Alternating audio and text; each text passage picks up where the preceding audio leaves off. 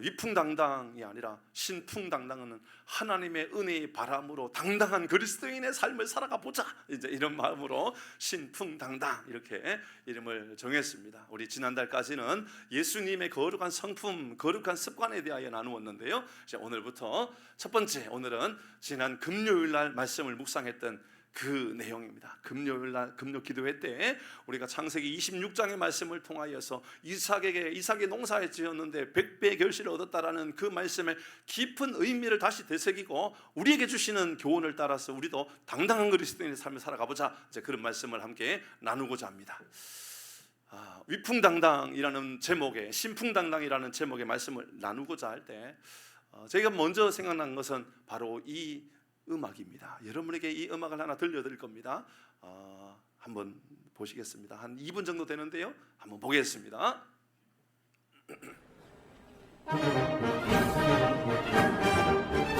소리가 잘 나나요? 소리 조금 키워주시면 좋습니다. 혹시 좀 들어본 것 같은가요? 그런 음악을? 여기까지 잘 못 들어본 분도 많아요. 그러나 조금 더 기다려보세요. 영국의 가장 큰 음악 축제 프롬이라고 하는 곳입니다. 프롬 축제. 7분짜리를 한 2분으로 줄였기 때문에 보십시오. 자, 여기부터는 아마 들어보셨을 겁니다. 들어보셨죠? 어디서 들어본 것 같아요? 네? 영화제, 시상식, 대통령 취임식, 그렇죠? 맞습니다. 졸업식, 이럴 때 다 이 음악을 사용하죠. 근데 클라이막스는 이겁니다. 잘 들어보시길 바랍니다.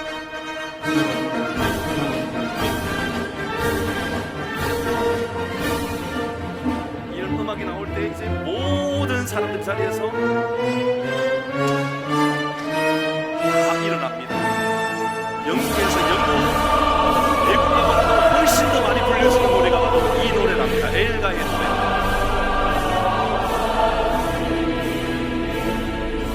이 땅이 소망과 영광의 땅이 되기를 원합니다라는 그 마음을 담고 있습니다.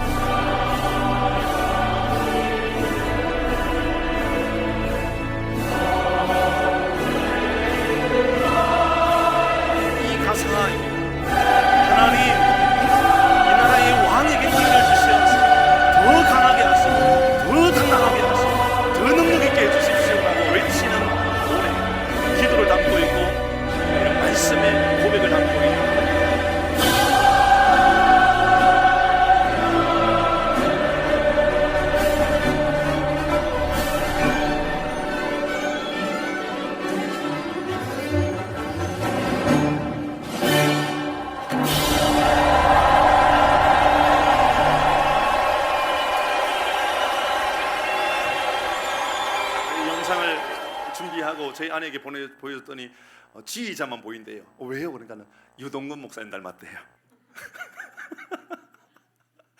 이게 좀 닮긴 한 것 같아요. 핵심은 그게 아니고,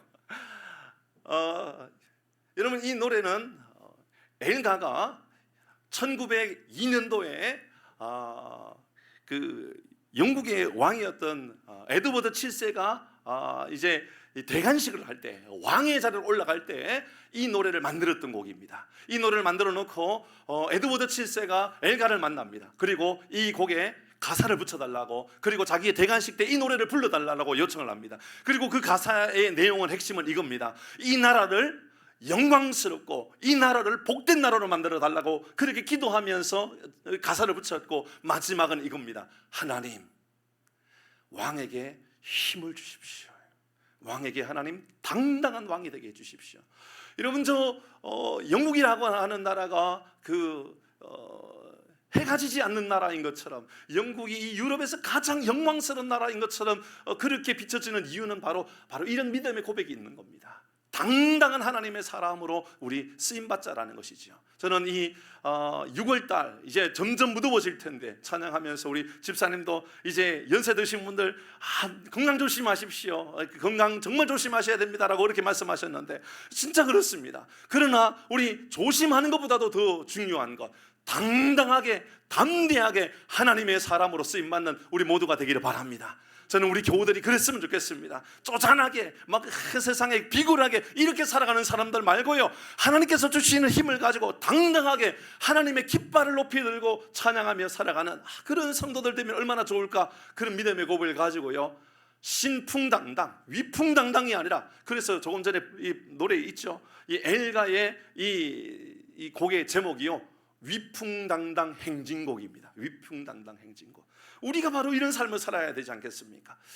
오늘은 이제 첫 시간이고요. 앞으로 우리 이제 말씀에 이제 그런 내용을 할 겁니다. 이제 쫄지 말자, 뭐 이런 말씀도 나눌 거고요. 앞에 위축되지 말자, 뭐 이런 이야기들 계속 앞으로 반복해서 말씀을 나눌 겁니다. 오늘은 첫 시간으로 창대하라, 왕성하라라는 제목입니다.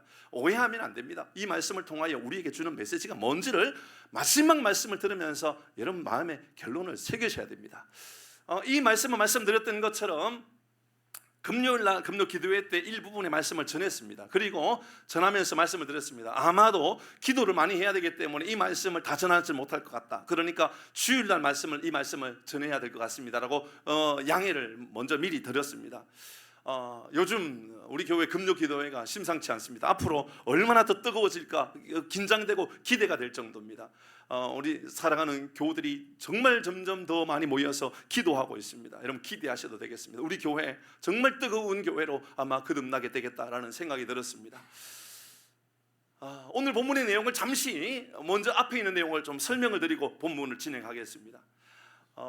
우리는 아브라함과 이삭과 이 야곱의 역사에, 족장들의 역사 가운데 늘 기억나는 것은 가장 중요한 사람을 아브라함의 내용을 가장 많이 기억하고 있을지 모르지만 사실 창세기에 가장 강조하고 있는 사람은 아브라함도 아니요 이삭도 아니요 야곱입니다. 야곱을 통하여 우리의 인생이 어떤 인생인지를 보여주고 싶었던 겁니다. 그의 가문의 역사 앞에 우리는 아브라함 그러면 너무너무 좋은 믿음의 사람이라고 생각합니다. 그는 헌신적인 사람, 믿음 좋은 사람이라고 생각하지만 사실 잘 기억해 보시길 바랍니다. 아브라함은 큰 실수를 하는 사람이었습니다. 농사를 이 당시에 그 팔레스타인 지역에서 가물었다라는 것, 흉년이 들었다는 것 얼마나 고통스럽습니까? 근데 흉년이 들어가지고 너무 힘들 때 그는 기도하고 예배한 것이 아니라 어떻게 했느냐 하면 그의 가족들과 그의 종들을 데리고 애굽으로 갑니다. 왜냐하면 애굽에는 나일강이 있지 않습니까? 물이 풍성한 겁니다. 그곳에 갔습니다. 근데 갔을 때에 어떤 마음이 들었냐면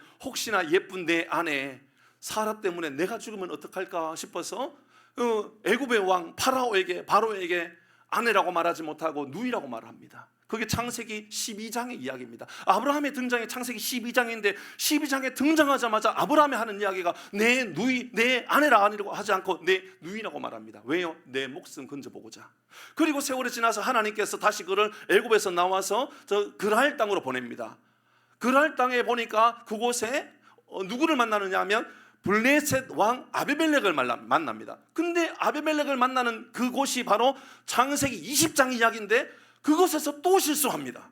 그랄의 블레셋 왕 아비멜렉에게 생명의 위기를 느끼는 겁니다. 그러니까 또 다시 애굽에서 했던 것처럼 이는 내 누이라고 말합니다. 아내라 말하지 않고 누이라고 말합니다.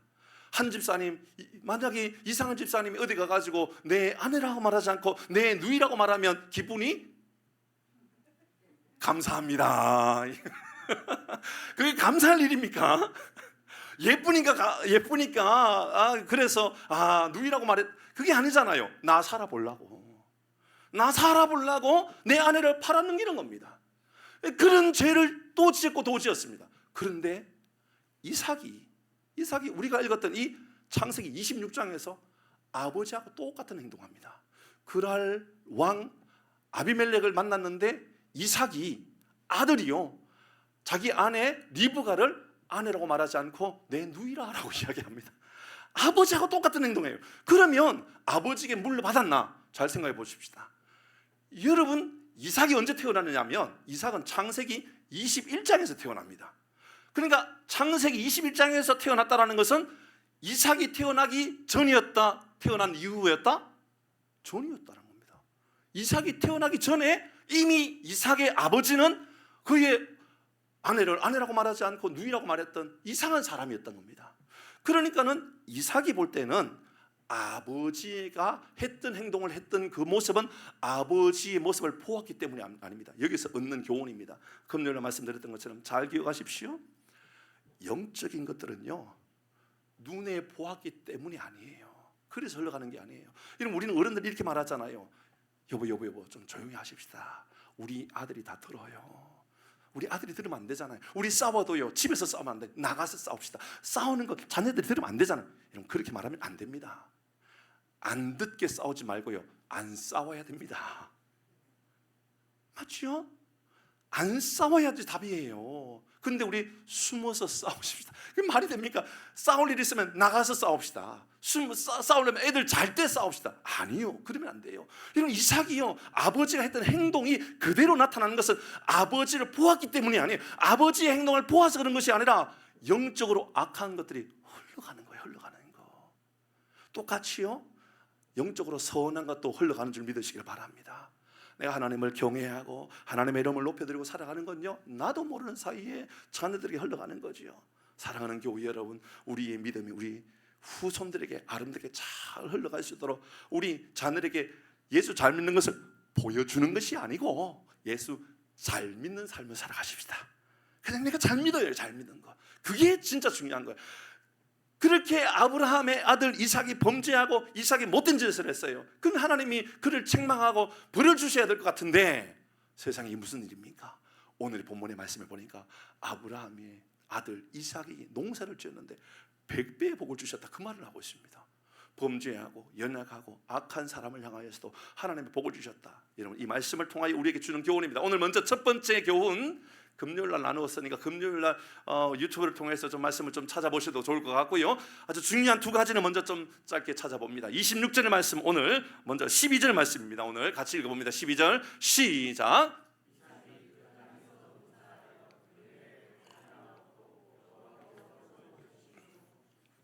이삭이 그 땅에 농사하여 그 해에 100배나 얻었고 여호와께서 복을 주셨으므로. 우리 관심은, 아니 저도 마찬가지지만 우리 모든 사람들의 관심은 어디에 있느냐면 그 땅입니다. 땅이 좀 잘 됐으면 좋겠다.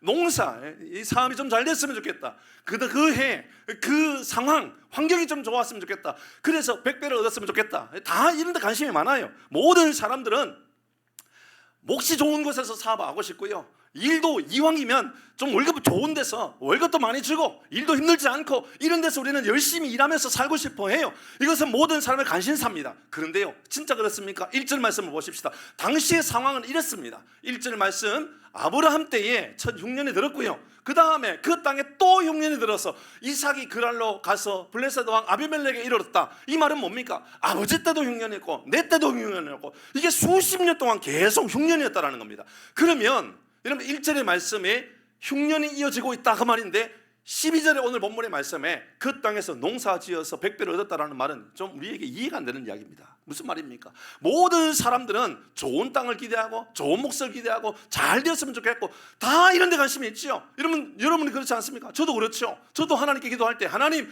우리 교회 옆에요 아파트 좀 개발되었으면 좋겠고, 하나님 우리 이왕이면 우리 성도님들이 하는 사업장 옆에 또 아파트가, 대단지 아파트가 들어와 가지고 이왕 장사하는 거 손님도 많아지는 좋은 몫에서 일할 수 있도록 해주십시오. 여러분, 그런 기도를 제가 안 하겠습니까? 그래요. 저도 그렇게 기도해요. 근데 하나님께서 저에게 이렇게 말씀해요. 야, 어리석은 생각하지 마라. 진짜 복은 땅이 아니야. 진짜 복은 상황이 아니야. 진짜 땅은, 진짜 우리가 고민해야 되는 것은, 여러분 12절의 말씀 다시 돌아보십시오. 이렇게 말했던 겁니다. 12절 띄워주십시오. 이삭이 그 땅이 그렇게 중요합니까?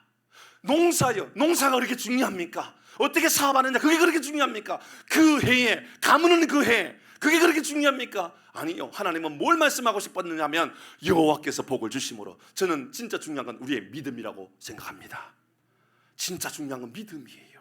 여러분에게 믿음이 좋은 믿음의 삶을 살기를 바랍니다. 하나님이 복을 주실 만한 사람을 살아가십시오. 여러분, 땅 생각하지 말고, 환경 생각하지 말고, 뭐 나라가 이 모양이니 저 모양이니, 나라가 뭐 헬조선이니 어쩌니, 이런 그런 말 하지 말고요. 여러분 믿음이 좋은지를 돌아보시길 바랍니다. 이런 우리 사회가 뭐 콩나물 가격이 얼마인지, 배추 가격이 얼마인지, 뭐 파 가격이 얼마인지 그런 데 가시지 마시고 여러분의 기도가 얼마나 하나님께 은혜가 있고 얼마나 우리가 하나님께 부르짖고 살아가는지 우리의 믿음을 돌아볼 줄 아는 것. 하나님 우리에게 먼저 이것을 요청하고 있는 거예요. 여호와께서 복을 주심으로. 여러분 복을 받을 만한 짓을 했습니까? 이삭이요? 아니라니까요. 아버지에게 받았던 안 좋은 거 다 물려받아가지고 모난 모습 다 보이고 있지만 하나님은 이삭에게요 복을 주십니다. 여호와께서 복을 주심으로 저는 우리 모든 교우들의 심령에 하나님의 복이 있기를 주의 이름으로 축복합니다. 어렵고 힘들어 당장 먹을 것 없으면요 영적인 것부터 흔들리는 사람이 있어요. 당장 직장의 문제가 어려움이 지면 교회부터 안 나가는 사람이 있어요. 제가 아는 어떤 장로님은 사업이 어렵다고 교회를 안 나가는 장로님도 있어요. 그게 무슨 죄송합니다 장로입니까? 자, 우리 장로님 그렇지 않으니까 제가 욕하는 거예요. 그게 무슨 신앙인입니까? 이러면 지금 당장 회사가 어려워도 지금 당장 문을 닫는다 할지라도 여호와께서 복을 주심으로라고 하는 믿음의 고백을 가장 큰 능력으로 여기는 우리 모든 교들 되기를 주의 이름으로 축복합니다.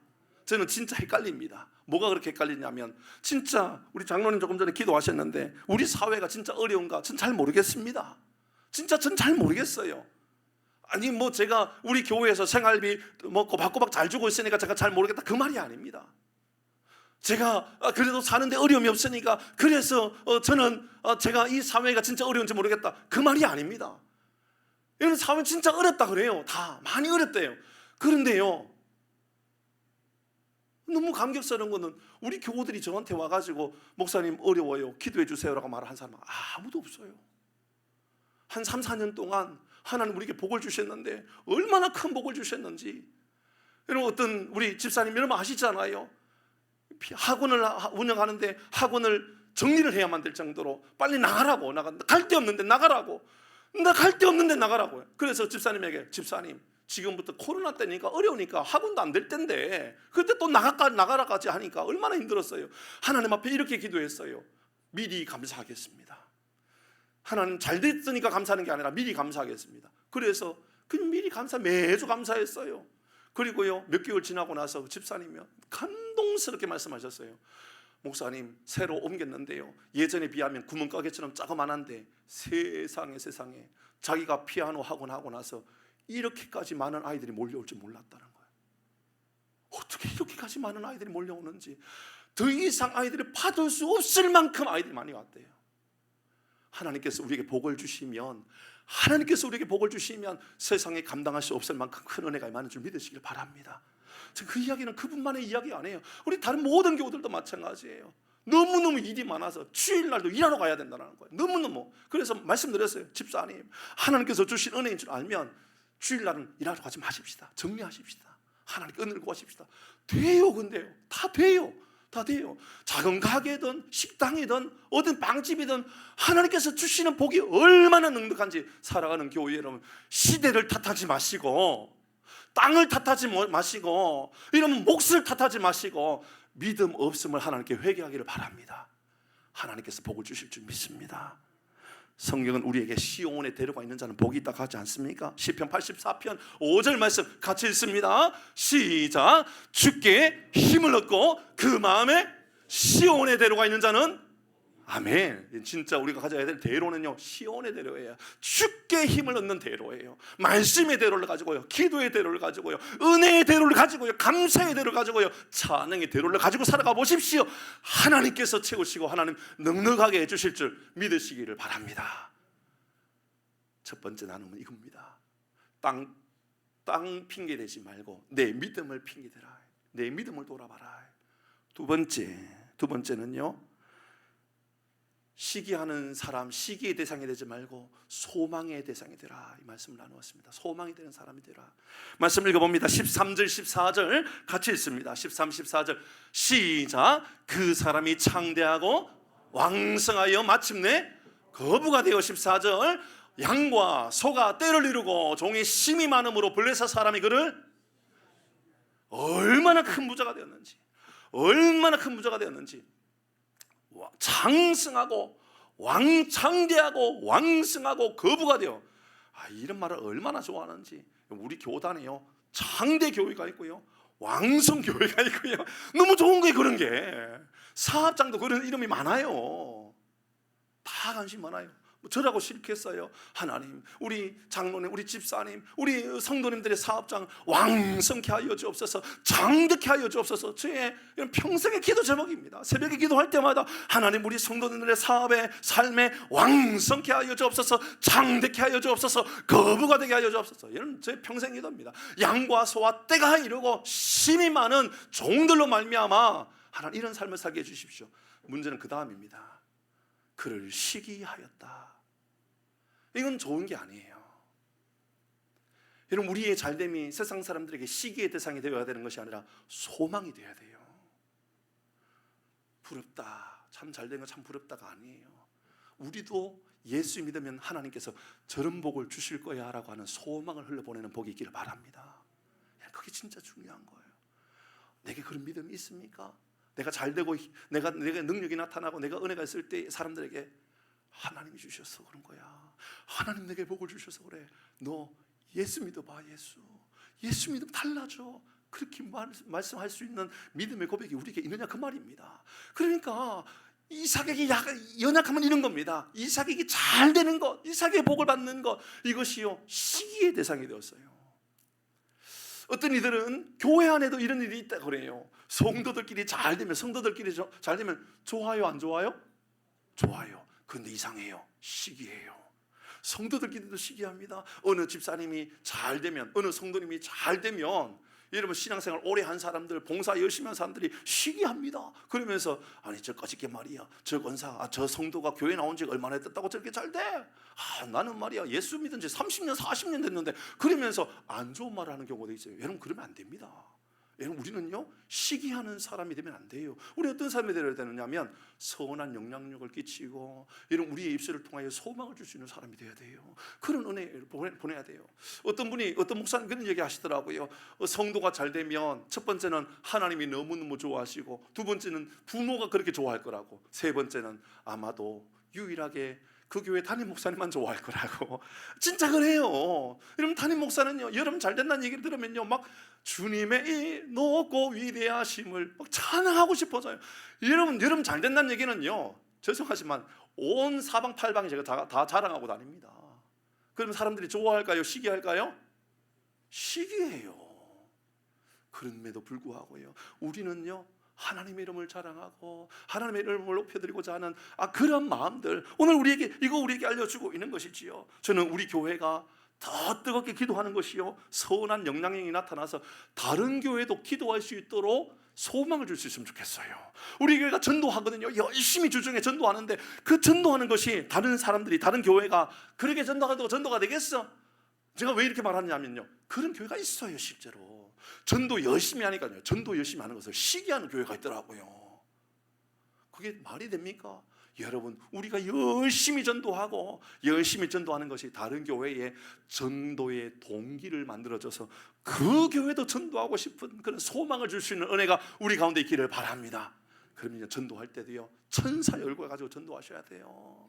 그냥 전도하지 말고요, 하나를 나누고 한 명의 사람을 만나도요 그래 내가 저 사람에게 소망을 주어야지, 그래야 돼요. 기도도 마찬가지예요. 이러면 우리 교회가 뜨겁게 열심히 기도하여 하나님에서 가장 뜨거운 기도의 불이 살아있는 교회, 정말 그런 꿈을 꿔요. 그런데요 그건요 어쩌면 다른 교회에 시기심을 줄 수가 있어요. 우리는 어떤 마음을 가져야 되느냐면, 하나님 우리 교회가 기도의 불을 붙일 터이오니 옆에 있는 샤론 교회도 성령의 불이 붙게 하여 주옵소서. 왜 아멘 안 합니까? 우리 그렇게 기도해야 돼요. 하나님 우리 교회가 기도의 불을 붙일 테니 하나님에 있는 250의 교회가 불붙게 하여 주옵소서. 우리 교회 전도할 테니까 다른 교회도 전도하는 교회가 되게 하여 주옵소서. 사랑하는 교회 여러분, 우리 교회가 잘 되는 것이 다른 교회, 다른 사람들에게 시기의 대상이 되는 것이 아니라 소망을 줄 수 있기를 주의 이름으로 축복합니다. 블레셋 사람들이요 시기심이 들었어요. 시기심이 들으니까 어떻게 돼요? 다투어요. 화가 나요. 자꾸만 메우려고 그래요.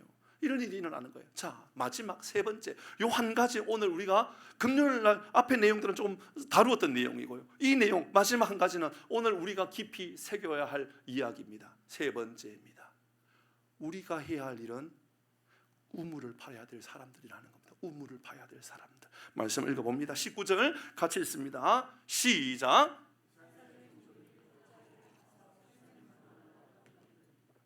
이삭의 종들이 골짜기에 가서 우물을 팠습니다. 그곳에 팠더니 샘에 뭘 발견했다고요?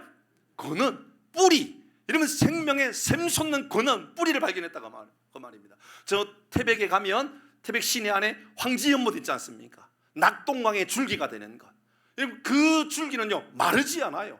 그게요 저 부산 앞바다까지 흘러가는 물줄기를 만들어요. 샘 솟는데 얼마나 솟는지 몰라요. 그 태백에 조금 더 넘어가면 산 쪽으로 가면 금룡소라고 있어요. 그 금룡소의 골짜기 안에 있는 샘인데 그 골짜기의 샘이요 한강을 이루어요. 그 샘도 마르지 않아요. 사시사철 언제나 가면요 얼마나 많은 샘이 솟아나는지 몰라요. 이삭의 종들이 골짜기에서 팠는데 골짜기를 팠는데 샘의 근원을 발견했다 이야기입니다. 우리도 우물을 파는 사람이 되어야 되겠다라는 말씀을 함께 좀 나누고 싶습니다. 교회는 어쩌면 우물과 같은 곳입니다. 생명의 샘을 나눠주는 우물이지요. 그래서 교회가 그렇다라는 것은 여러분도 그렇다라는 겁니다. 여러분 주변에 여러분을 만나는 것이 어떤 이들에게 갈증과 아픔과 상처 가운데 있는 이들이 여러분을 만나면 누군가를 만났네, 내가 저 집사람을 만나니, 내가 저 성도를 만나니 내 인생에 해갈되는 것 같다. 우물이 우리는 우물이 되어야 돼요. 그냥 우물이 아니에요. 여러분 사람은요 다 우물을 찾아 살아갑니다. 아시지요? 여러분 우리가 알고 있는 수가성의 여인 알지 않습니까? 남편이 5명이나 있었고 지금 살고 있는 남편도 남편이 아니라고 말하는 그 여인 말이지요. 예수님께서 수가성 여인이 있었던 그 우물가에 나타났습니다. 그리고 예수님께서 이렇게 말합니다. 나에게 물을 좀 달라라고 이야기합니다. 그러니까 그 여인이 하는 말이 내가 누구인지를 알면 나한테 물 달라는 말 못할 겁니다. 그 맞다라는 거죠. 왜냐하면 이 여인은 여러분 성적으로 얼마나 물러난지, 지금까지 5명이나 남편이 있었고 지금 살고 있는 남편은 또 다른 남자가 살고 있고 그런 인생을 살았습니다. 예수님께서 하시는 말이 맞다. 내가 주는 물을 마셔야 영원히 목마르지 않는다. 예수님 말씀하셨습니다. 예수님은 당신이 우물이라고 말씀하신 겁니다. 당신이 샘물이라고 말씀하신 겁니다. 이러면 우리가 찾아야 될 것은 영원히 목마르지 않는 이 샘을 찾는 인생이 바로 우리 사람들입니다. 여러분만 그런 것이 아니라 세상의 모든 사람은 다 우물을 찾아서 살아갑니다. 어디에서든지 내가 영원히 좀 목마르지 않았으면 좋겠다라는 거예요. 갈증이었으면 좋겠다라는 거예요. 그렇게 다들 살아가는 것이지요. 여러분 예수님께서 말씀하셨던 그 장면을 한번 보도록 하십시다. 요한복음 4장 14절 15절 시작. 내가 주는 물을 마시는 자는 영원히 목마르지 아니하리니 내가 주는 물은 그 속에서 영생하도록 솟아나는 샘물이 되리라. 15절입니다. 시작. 여자가 이르되 주여 그런 물을 내게도 주사 목마르지도 않게 하시고 또 여기 물길로 오지도 않게 해주십시오. 물 좀 달라요. 물 좀. 이 여인은요 정오에 밥 먹을 시간에 사람들 다 피하여서 물 떠러 왔죠.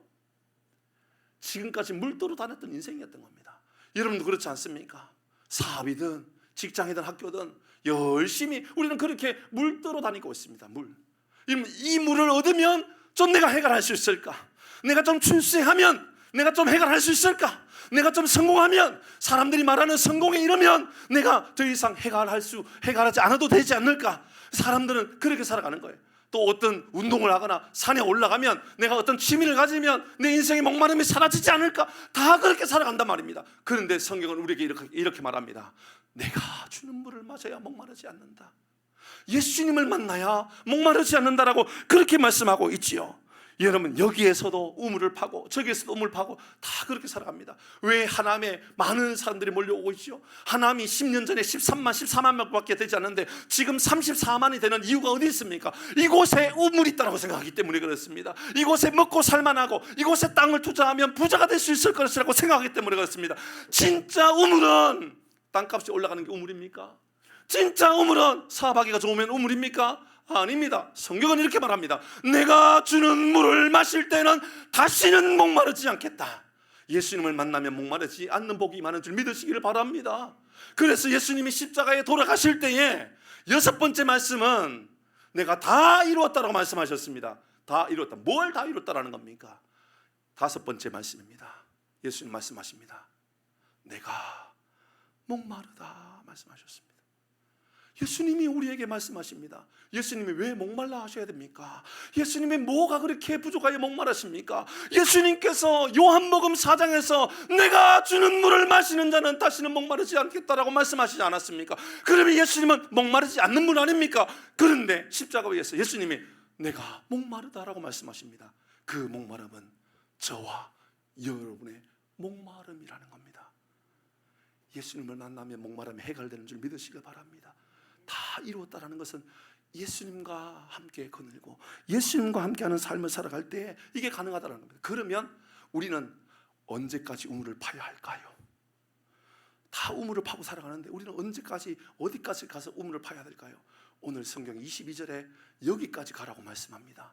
22절 같이 읽습니다. 시작.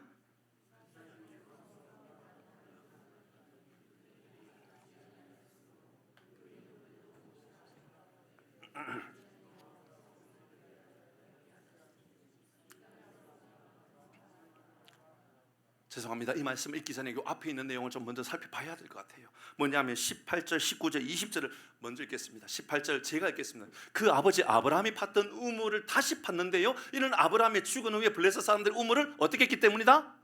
메웠기 때문이다. 뭐 했다고요? 이 단을 기억하셔야 돼요. 뭐 했다고요?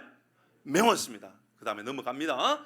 19절을 이삭의 종들이 우물을 팠습니다. 셈의 근원을 발견했습니다.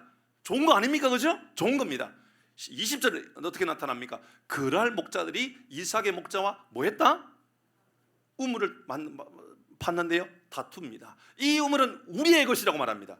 여러분, 누가 판 겁니까? 이삭의 종들이 팠습니다. 누구 거죠 이게? 이삭의 가족 겁니다. 근데 세상에 하는 말이 이거 우리 거다라고 말합니다. 자, 두 가지 중요한 단어가 나와요. 하나는 메웠다라는 것이고 또 하나는 다투었다라는 겁니다. 잘 보십시오.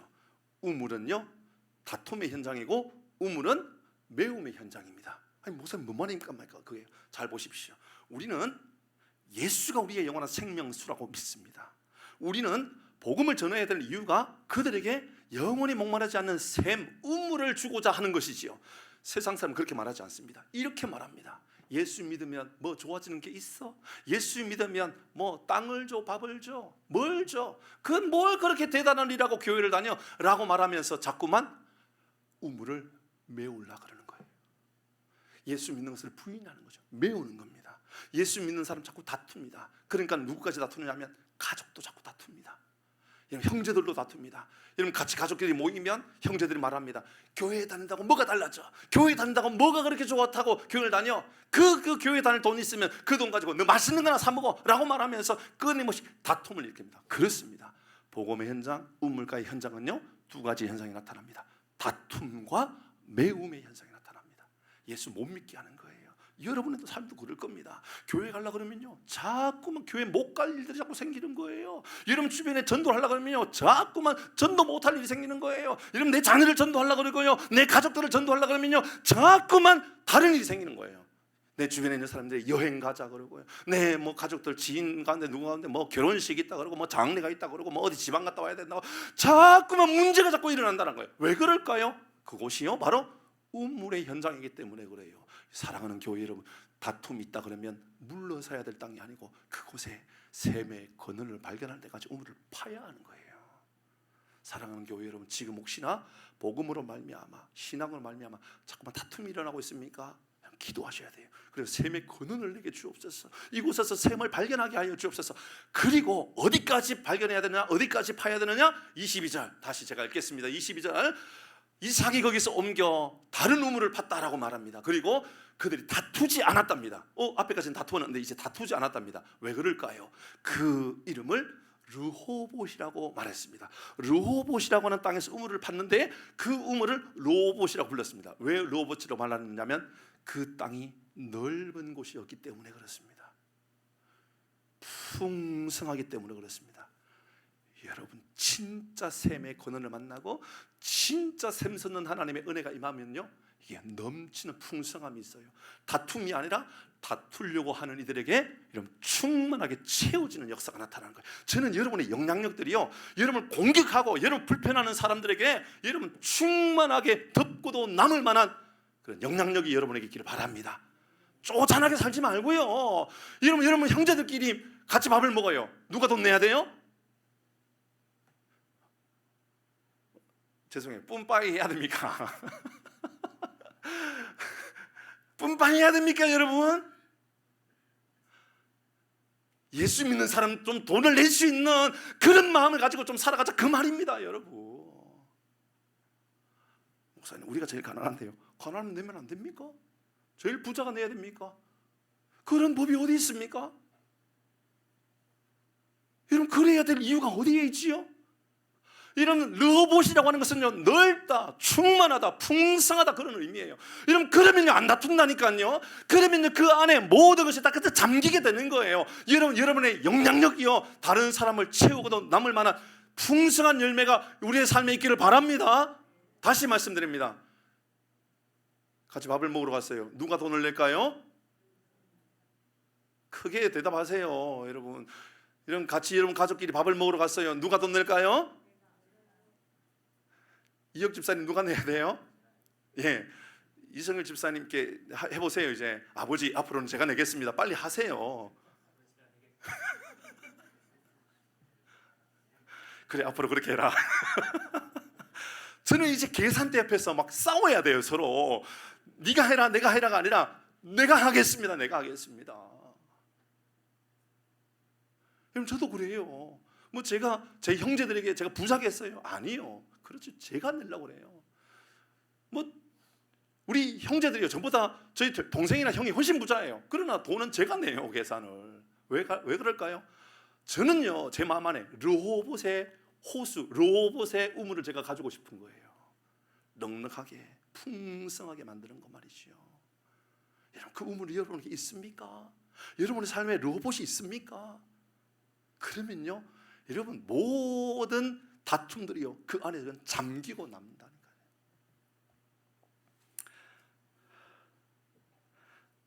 때로는 저도 하나님께 기도할 때 이렇게 기도할 때가 있어요. 하나님, 우리 교회가 좀 좋은 위치에 있으면 좋겠고요, 우리 교회가, 우리 지역에 아파트가 좀 많았으면 좋겠고, 이렇게 기도할 때가 있어요.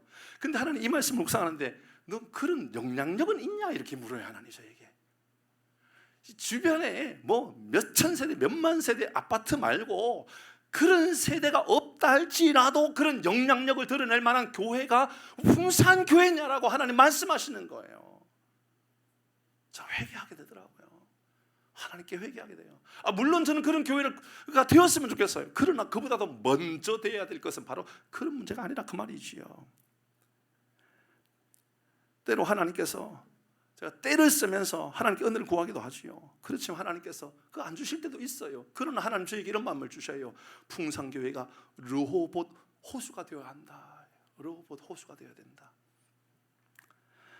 냉수 한 그릇 사역을 이제 시작해 보려고 합니다.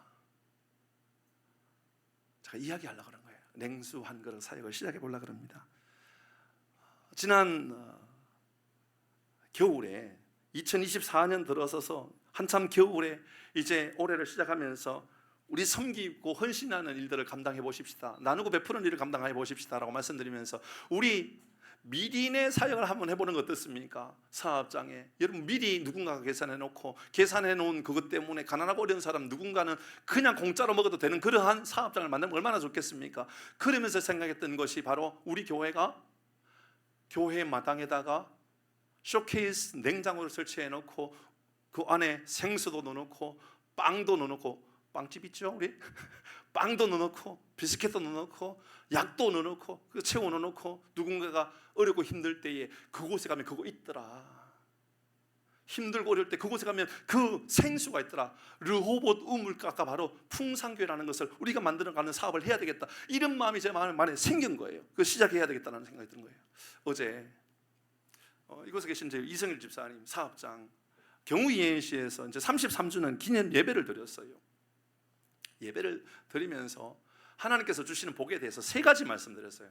우리는 이 세 가지 복의 사모함을 가져야 된다는 거죠. 첫 번째는 영적인 그릇을 좀 만들어라. 하나님께서 주실 만한 영적인 사람이 되라.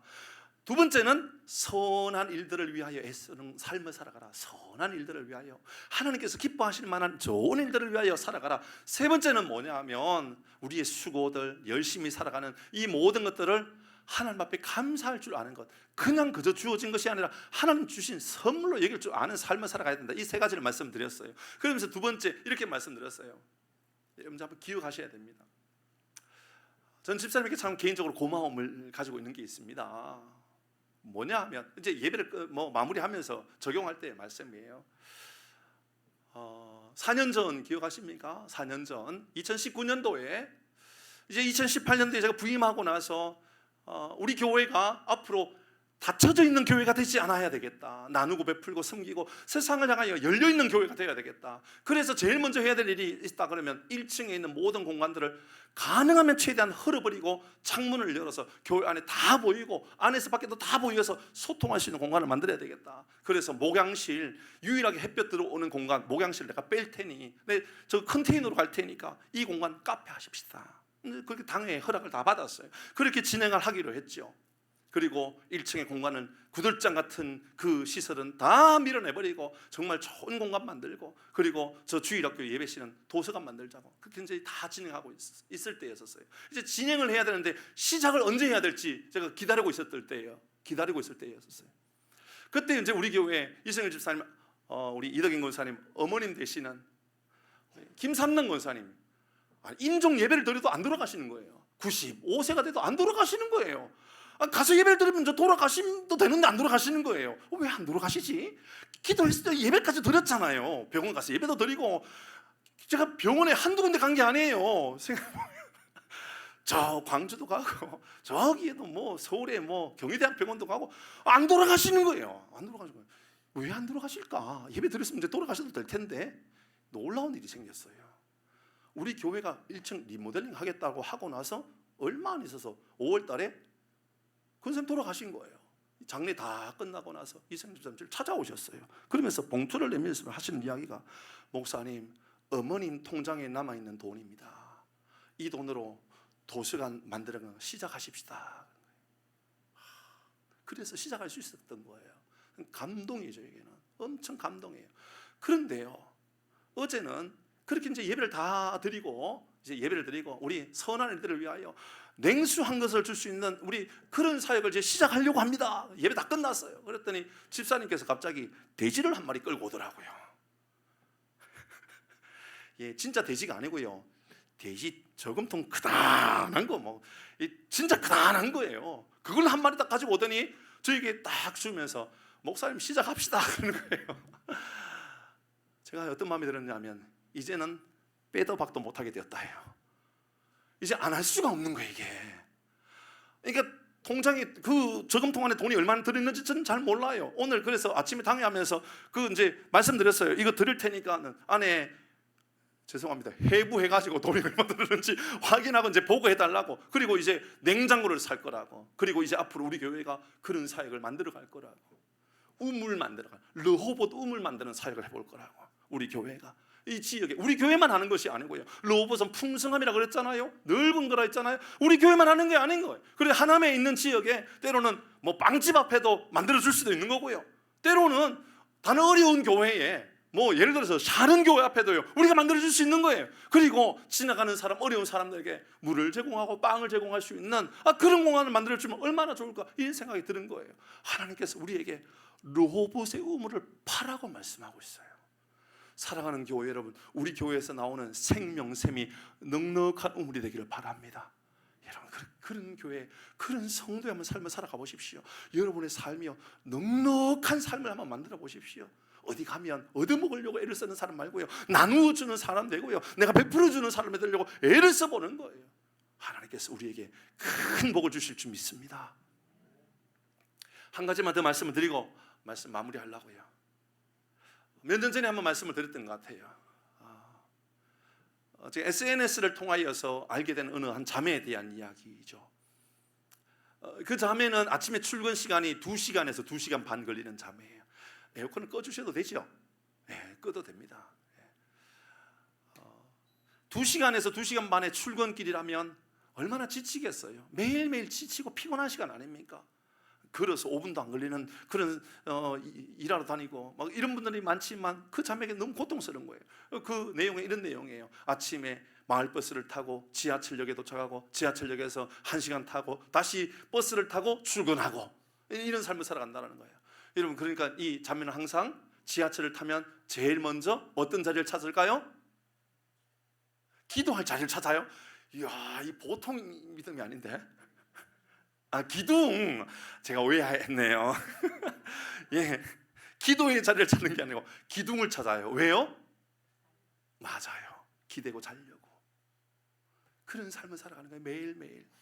지하철 타면 기둥에 기대어서, 머리를 기대어서 믿음 좋지만 자는 거예요. 그렇게 1시간쯤 가고 나서 또 버스를 타고 출근하고 얼마나 지치겠어요. 근데 어느 날 여느 날과 같이 그렇게 기둥에 기대어서 자고 있는데 옆에서 어떤 음악이 들리는 거예요.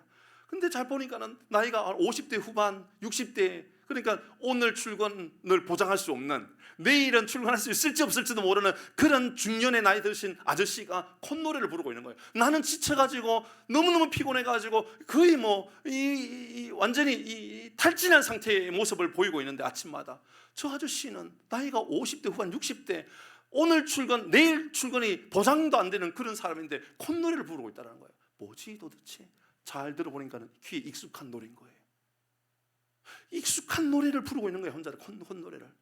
잘 들어보니까 우리가 알고 있는 파송의 노래, 가사를 띄워보시죠. 이 노래를 부르고 있어요. 띄워주시면 돼요. 그 다음에 주님 나라 위하여, 콧노래를 부르는데 가사가 그냥 막 기억나는 거예요. 이 아가씨에게 길 떠나는 나의 형제여 주께서 가라시니 너는 가라 주의 이름으로 거칠은 광야 위에 꽃은 피어나고. 왜요? 너 때문에, 나 때문에야.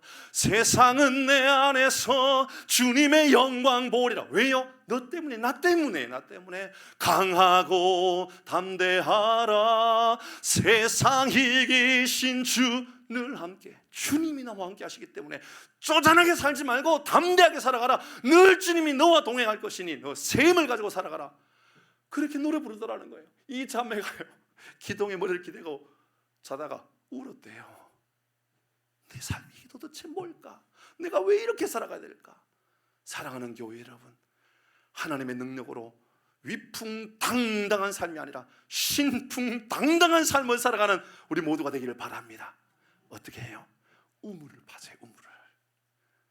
우물을 파는데 그냥 파지 말고요, 르호봇의 우물을 파세요. 넉넉한 물, 넘치는 물, 여러분 주변에 있는 사람들까지도 마음껏 먹을 수 있는 생명의 물, 예수님 복음의 물, 이 물을 파는 놀라운 복이 우리 모두에게 있기를 주의 이름으로 축복합니다. 우리 함께 찬양하도록 하시죠.